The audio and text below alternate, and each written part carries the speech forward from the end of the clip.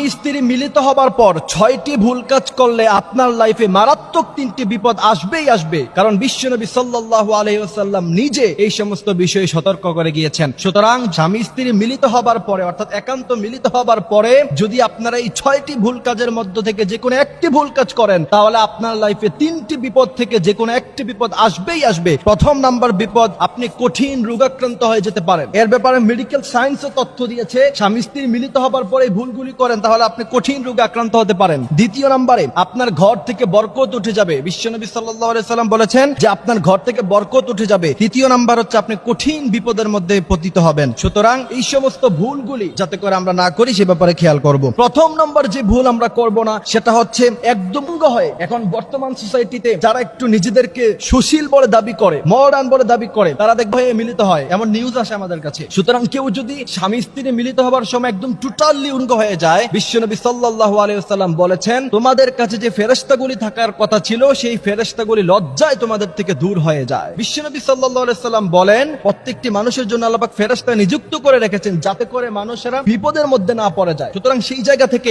এখন কোন মানুষ যদি উলঙ্গ হয়ে পড়ে, তার ফেরেশতাগুলি যদি তার থেকে দূর হয়ে যায়, তাহলে সে মুসিবতের মধ্যে পড়তে পারে। এই জন্য বিশ্বনবী সাল্লাল্লাহু আলাইহি ওয়াসাল্লাম বলেছেন স্বামী স্ত্রী একান্ত মিলিত হবার সময় কখনো একদম টোটালি উলঙ্গ হবে না। এবং আম্মা জান আয়েশা রাদিয়াল্লাহু তাআলা আনহা থেকে হাদিস এসেছে যে নবী করিম সাল্লাল্লাহু আলাইহি ওয়াসাল্লাম কখনো মিলনের সময় একদম টোটালি উলঙ্গ হন নাই। নবী করিম সাল্লাল্লাহু আলাইহি ওয়াসাল্লাম সতর ঢেকে খুব সুন্দরভাবে রাসূল করিম সাল্লাল্লাহু আলাইহি ওয়াসাল্লাম মিলিত হতেন। দ্বিতীয় নাম্বার হচ্ছে স্বামী স্ত্রী মিলিত হবার সময় বুখারীর 1141 নাম্বার হাদিসের মধ্যে এসেছে নবী করিম সাল্লাল্লাহু আলাইহি ওয়াসাল্লাম বলেছেন তোমরা যখন স্বামী স্ত্রী মিলিত হতে যাবা তখন অবশ্যই একটি দোয়া পড়ে যাবা, আল্লাহুম্মা জান্নিবনা শাইতান ওয়া জান্নিবিশ শাইতান মা রাযাকতানা। তাহলে সেই মিলিত হবার কারণে সেখান থেকে যদি কোনো সন্তান হয় সে কোনো বিপদে পড়বে না, শয়তান তাকে ওয়াসওয়াসা দিতে পারবে না এবং আল্লাহ পাকের রহমত সেখানে তোমাদের মধ্যখানে থাকবে। এজন্য অবশ্যই স্বামী স্ত্রী মিলিত হবার সময় আল্লাহুম্মা জান্নিবনা শাইতানা ওয়া জান্নিবিশ শাইতানা মা রাযাকতানা এই দোয়াটা পড়ব। তৃতীয় নাম্বার, মিলিত হওয়ার পর অনেকে সাথে সাথে গোসল করে। মেডিকেল সায়েন্স বলে আপনি যদি মিলিত হবার পরে যদি সাথে সাথে গোসল করেন তাহলে আপনি